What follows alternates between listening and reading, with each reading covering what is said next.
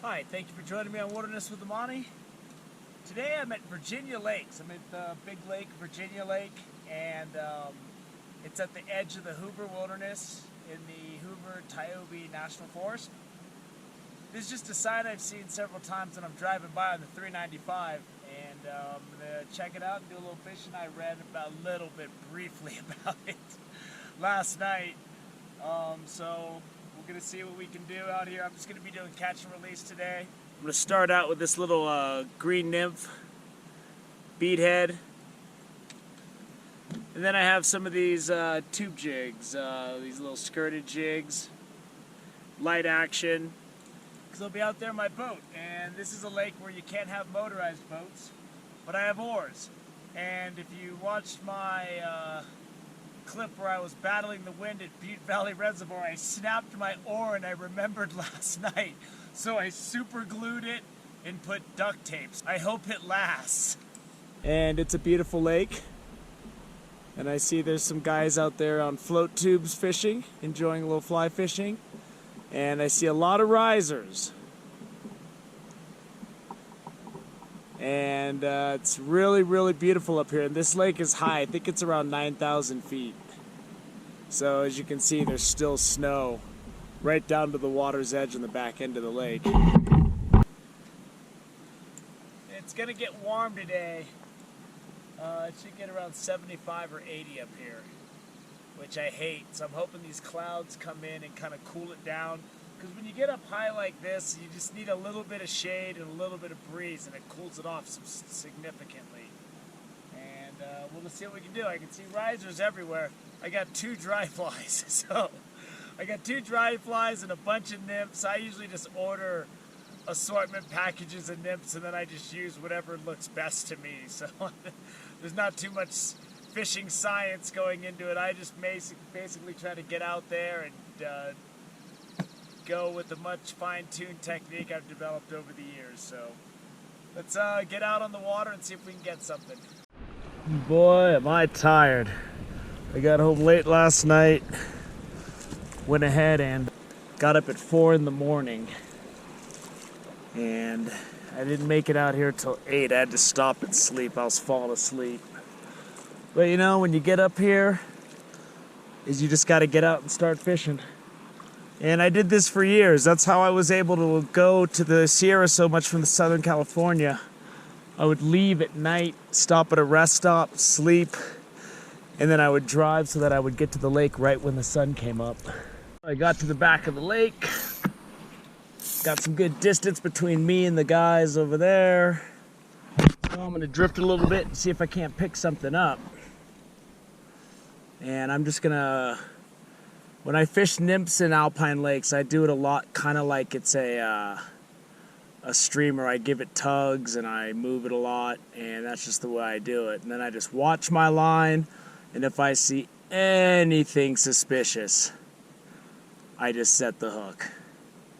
But I'm getting a little bit of a breeze now, and that'll help work with me. And then I use my oars to keep me kind of straight and centered. Here's a little guy. There's my first Virginia Lakes little trout. Get him back in there so he can grow. They're hitting this little nymph I'm using. Seems to be going good. It's beautiful out here, I'll tell you that much. I mean, these fish aren't big, but they're plentiful. And I'm getting a lot of strikes, and they're just nailing the heck out of that fly. This guy's a little better than the last one. And when they're seeing this nymph, they're just nailing it. And I am just using, I'm using a short leader. My leader's only about 7 or 8 feet long. Because basically whenever I come up to an alpine lake like this kind of situation, I try to get away with as much as I can. And if I wasn't catching fish, I would use a longer leader. Spirit of mixing it up a little bit, I'm gonna throw this jig. If you guys saw my clip on the East Carson River, I found that reel, I'm using it. And I didn't have time to take it apart last night, so I just bathed it in WD-40. And the drag works good, but it's a little rough still. So I'm gonna see if I can't pick something up with this jig.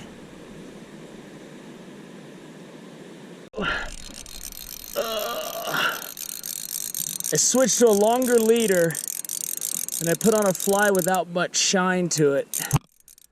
And this guy nailed it. I saw a real nice fish swim by and he took a swipe at my fly, but I didn't set the hook. This is a good one. He's better than the other ones. There he is. He's not huge, but it's a good fish. Let's get him back out there. And there's a concentration of fish over at that big river mouth, but there's a bunch of people fishing over there. So I found this little creek that's coming in, and there seems to be fish here too. And I made my leader about 9 feet long, and then I switched to this more earth tone nymph that's got a black bead head on it, so it's not so shiny. A lot of those fish on that nymph, so I put on a jig, see if the jig will do any good, and I just got myself a real small fish. There he is, little guy. Get him back out there. Standing pretty good out here now, but I'm just, what I'm doing with this jig is I'm letting it sink down. Letting it get a pretty good depth in there, because I saw a couple bigger fish swim by. So I'm thinking I have a chance with this little light jig, and I have some 1 ounce jigs as well. And I have some Rapalas. So I'm just giving it a little pop, and I'm just watching that line, because they'll hit it when it's sinking, and you won't know it. So I always say the person that learns to watch their line will catch a lot more fish than someone who waits to detect a bite, feel it.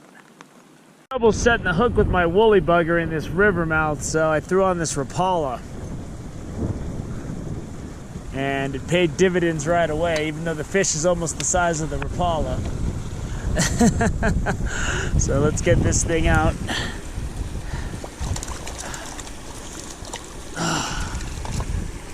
Oh, he came right off. That is perfect. Let's hold him up for a second. There he is, nice little rainbow. Get him back out there. Oh, I'm hiding up in the trees now. It is raining and there are just thunder clouds and it's putting on a show out here.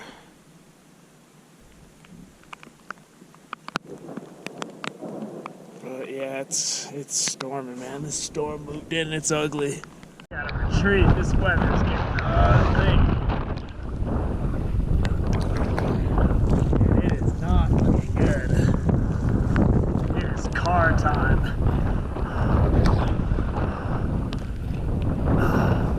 Sit in my car and sleep for a few hours and come out and fish the evening. I can hike back to that river mouth. So I can probably pull my boat. Even move. This wind came up so hardcore, man. I gotta get out of this water. Alright, I can pull up right there. I gotta get this boat out of the water. It's ugly out here. Doesn't look like it, but it's only 1 o'clock. It is storming out here. So I'm gonna go pulling my boat out of the water right now. I'm gonna go in my car and crash out for a while and get back to fishing when the sun comes back out. So I'm gonna go ahead and hike back to that's where I was in my boat, where I got that fish with the Rapala. And I was getting a lot of strikes on my woolly bugger back there too. And it stopped raining, hopefully for a while, because it started to pour, man. And that was just ugly.